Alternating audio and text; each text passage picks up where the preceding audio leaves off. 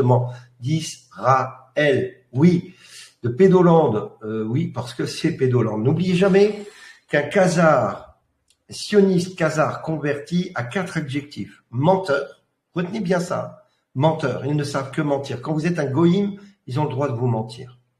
Voleur, parce qu'ils volent les terres des autres, évidemment, comme d'habitude. Tueurs, c'est des assassins en puissance. Dès la naissance, ils ont une kalachnikov pour essayer de... les colons, hein, je parle, pour faire fuir et faire peur aux gens. Et surtout, usurpateur. Oui, le khazar converti n'est pas un juif, mais il a usurpé l'identité, la religion juive de laquelle il s'est converti, donc ce n'est pas un vrai juif de sang, mais il s'est converti au judaïsme et il a tué tous les vrais juifs pendant la Shoah pour justement prendre sa place et se faire plaindre. Voilà, c'est comme ça. Donc oui, ce sont des usurpateurs et on en a la preuve.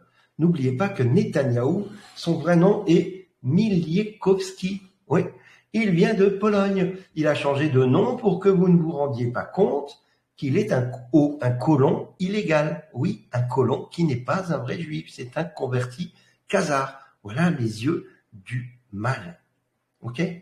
Alors on va parler justement des khazars convertis qui n'étudient pas la Torah, mais qui étudient le Talmud babylonien, qui n'est juste qu'une retranscription de paroles qu'ils ont tournées à leur sauce et qui en fait font l'éloge de Baal. Baal, c'est le diable, tout simplement. Et l'Iran a brûlé la statue de Baal pour nous déclarer la guerre. Nous avons vérifié tout l'incident, dit Netanyahou, Miliekowski.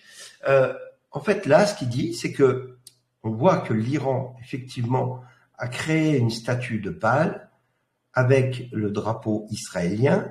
Ils l'ont brûlée et ça ne plaît pas à ceux qui vénèrent Baal. Donc, ils ne vénèrent pas Dieu, ils ne vénèrent pas Yahvé, ils vénèrent Baal. Baal, c'est le diable, la bête à cornes. Ok ? Et donc là, on voit que l'Iran a brûlé cette statue pour nous déclarer la guerre. Ça veut dire quoi ? C'est-à-dire qu'en s'en prenant à Baal, on s'en prend à Israël ? Eh bien oui, l'Iran a brûlé la statue de Baal pour déclarer au monde que ces gens-là sont le mal, Baal. Ok ? Ils ont suivi, voilà la représentation de Baal, la bête à cornes avec la croix de David inversée. Et voilà ce que chérissent ces gens-là, le mal en personne. Donc oui, une seconde effigie de Baal représentée avec une étoile de David et le 666 ainsi que le drapeau israélien a été brûlé à Isfahan en Iran. Baal est une ancienne divinité cananéenne souvent utilisée aujourd'hui comme symbole du satanisme ou de la corruption des élites, par exemple Epstein. Oui, et on voit que l'Iran... Alors, je vais baisser le son. Ils ont créé cette colonne et cette statue pour justement la brûler symboliquement et mettre fin au mal. Ok ? Alors, on a des preuves qu'ils adorent Baal. Philippine Mathilde Camille, baronne de Rothschild, porte fièrement un bouc à cornes ou Baphomet ou Baal autour du cou à la vue de tous. En termes plus simples, ces familles vénèrent littéralement le mal incarné. On voit ici, effectivement, qu'elle porte la bête à cornes. Ici, à chaque fois un autre. Hein. Ici, c'est les deux mêmes. Ici, c'est un autre. Ici, c'est les deux mêmes. Voilà, on voit bien qu'ils ne se cachent même plus. Alors, tout le monde me dit depuis des mois, oui, mais Israël va tout faire pour faire entrer l'Amérique en guerre contre l'Iran ou contre la Chine.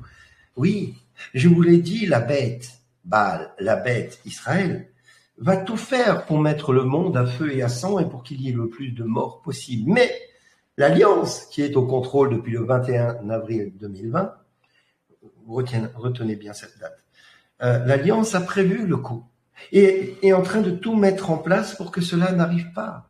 Et l'Amérique laisse Israël se débrouiller seul. Oh, attends, hop, ça marche. Oui, c'est pas moi qui le dis. Ici, vous avez l'ancien député américain Ron Paul qui déclare qu'Israël devra se débrouiller seul. Il questionne l'engagement automatique des États-Unis à envoyer nos enfants et notre argent indéfiniment à Israël.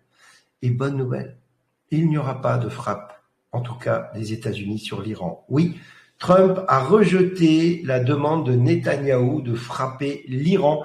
Vous le savez, Netanyahou était cette semaine aux États-Unis et il a tout fait pour essayer de faire rentrer Trump en guerre contre l'Iran. Eh bien, Trump a dit non. Nous sommes en négociation avec l'Iran sur le nucléaire et tant que nous serons en négociation, personne ne rentre en guerre. Alors, il a prévenu Netanyahou, il lui a dit, si tu le fais, ne compte pas sur nous.